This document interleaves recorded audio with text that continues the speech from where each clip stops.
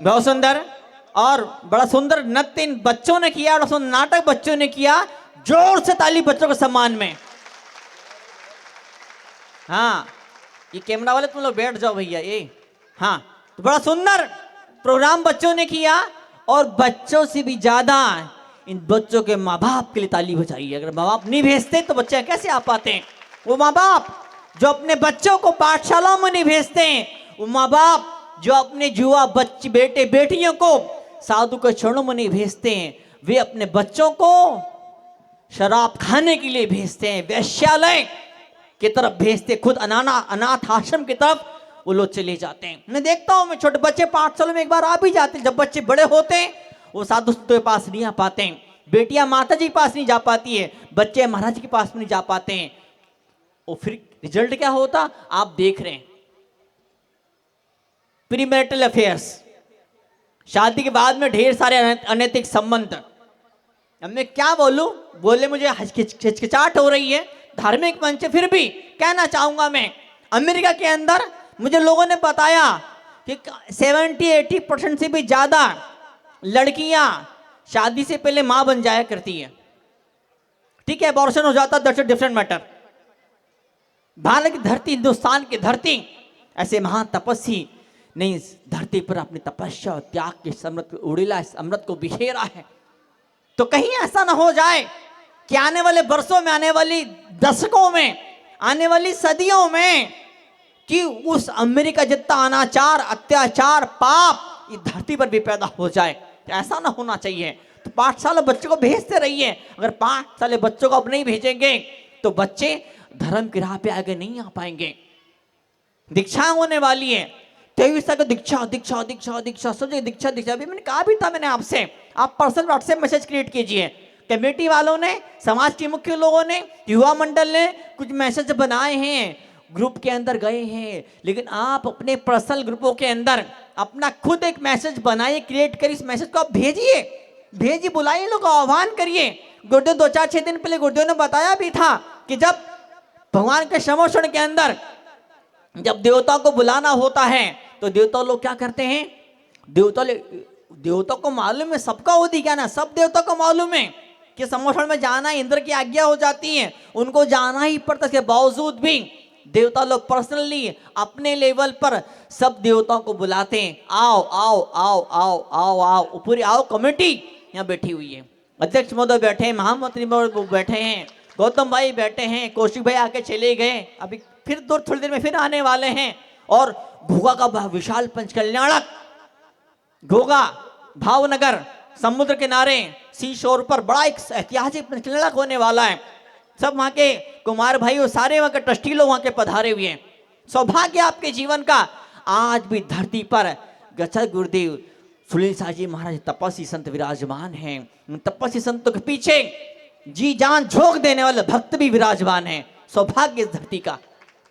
अगर ये आप कमेटी के लोग, ये अध्यक्ष, महामंत्री, ये लोग अगर गुरुदेव को यहाँ पे न लेके ना आते अहमदाबाद के अंदर, तो मेघाणी नगर सूखा ही रह जाता, यहाँ बरसात हो ही नहीं पाती। और मेघाणी घाणी, घाणी है घाणी, कौन सी, तेल की घाणी। कल की बात है, ऐसी भयंकर ठंडी, और चूंकि मेरा परसों का अंतराय था तो मैं कल सुबह जल्दी निकल गया। मैं 7 बजे निकल गया, मैं 8:30 बजे हार शुरू कर दिया, 9 बजे हार खत्म किया, 9:15 बजे स्टेज पर आ गया मैं। और मुझे खुशी हुई, मुझे हार की खुशी नहीं हुई, वो तो मुझे खुशी कि मुझे एक बात सुनने को मिली, थोड़ा मुझे दुख भी हुआ। एक आदमी बोलता है, बोले यार ये अब आज से बाणिया बढ़िया बोलते ना, तो मैं आपकी बड़ाई करना चाहूंगा। मैं ये बाणिया लोग महाराज का तेल निकाल लेते हैं क्या समझे, वो ताली बजा रहे वो सज्जन बैठे बैठे, मतलब बोले महाराज बाणिया महाराज के तेल निकाल लेते। बोले बेचारे नंगे साधु को ठंड में सुबह चला देते, बोले सुबह दोपहर में चलाते, सुबह को चला दिया इन लोगों ने। तो होता है, किस्मत है ये। वास्तव में वो मूंगफली, वो तिल्ली क्या, वो आखी रह जाएगी, तेल नहीं निकलेगा तो पे काम में नहीं आ पाएगी। गुरुदेव ने तपस्या बोलो 65, गुजराती में क्या बोलते हैं 65, मतलब 65 साधु, बताओ आप, इनने इतना ज्ञान आपको दिया। और ज्ञान किस फॉर्म में है, वो ज्ञान मूंगफली के रूप में है। वो ज्ञान बादाम के रूप में है, वो ज्ञान तिल्ली के रूप में है। जब तक घानी नहीं मिलेगी तब तक तेल ही निकलेगा, वो तेल ही निकलेगा तो बात आगे बढ़ने वाली नहीं है।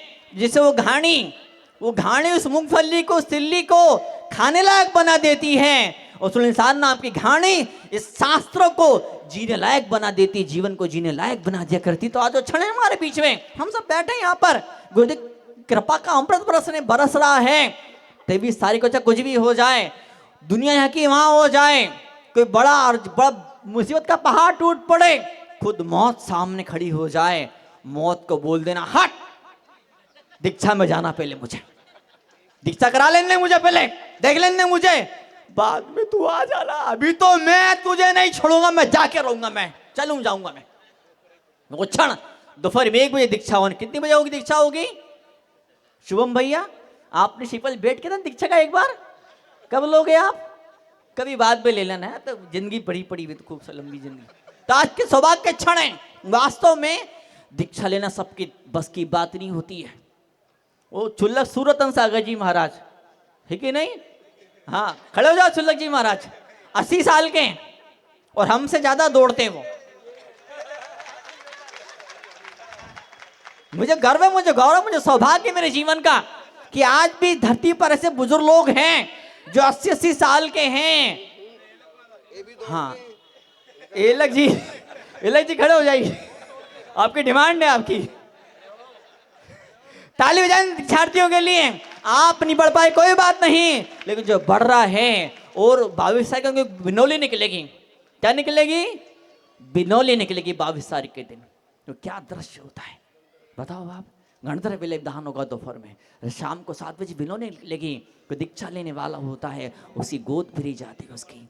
मैं तो नहीं ले, आप तो दीक्षा नहीं ले पाए हैं, लेकिन जो दीक्षा ले रहा है उसके लिए इतना तो कर सकते हैं ना, शामिल तो हो सकते हैं।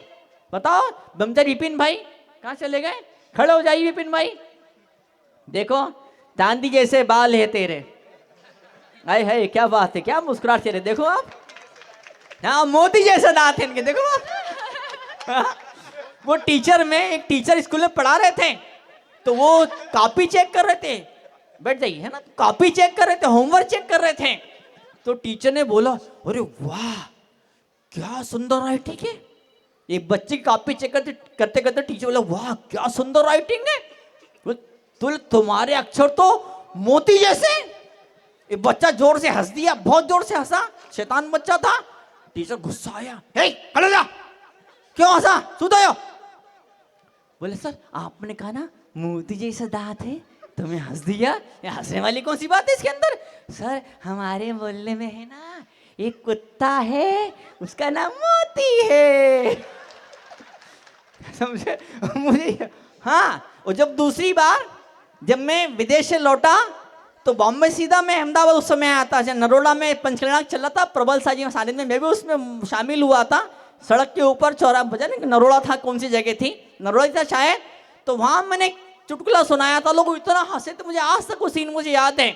तो जैसे ही मैं उतरा मैं एयरपोर्ट पे, तो वो एक लड़का आके रोने लगा, भक्त था, बचपन का शिष्य था, रोने लगा, अरे महाराज धरती फट क्यों नहीं जाती है, तूफान क्यों नहीं आता है, भूकंप क्यों नहीं आता है, ज्वालामुखी क्यों नहीं फट पड़ता है, क्या हुआ?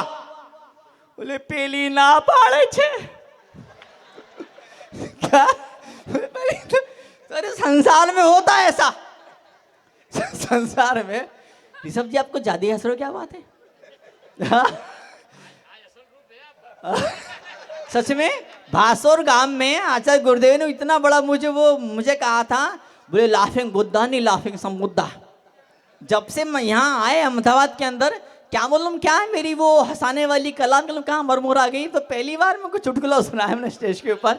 सौभाग्य है गुरुदेव पधारे हैं, हाँ गुरुदेव पधारे, गुरुदेव विराजे हैं, तो बहुत ज़्यादा न के इतना ही कहना चाहूँ गुरुदेव, हम कोई हंसने वाली बात सुन लेते हैं तो थोड़ी देर के लिए हंसी आ भी जाती है, लेकिन जिंदगी भर की हंसी आखिरी क्षण तक ये हमारी खुशी मुस्कुराहट बनी रहे। वो ताकत, वो कला मात्र आपके हाथों में है। उस पवित्र आशीर्वाद में प्रदान कर दीजिए। ब्राह्मी लिपि क्लास होगी 1 बजे, ब्राह्मी लिपि की क्लास से 2 बजे 2 से 3 माता जी क्यों वहां जहां पर गुरुदेव विराजे वहां पर होगी। तो निश्चित रूप माता जी इस क्लास को लेगी, माता जी इस क्लास को पढ़ाएगी। जहाँ नीचे प्रवचन होता है, स्वाध्याय होता है।